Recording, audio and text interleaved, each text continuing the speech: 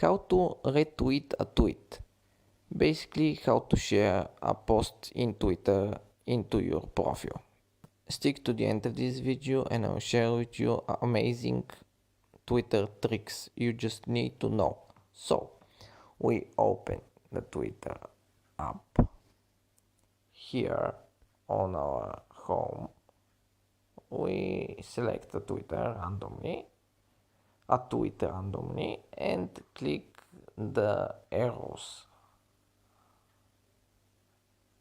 Here you can retweet it directly, so basically you just share it into your profile or quote tweet. So here you can add something, not only the post, and tweet and click retweet.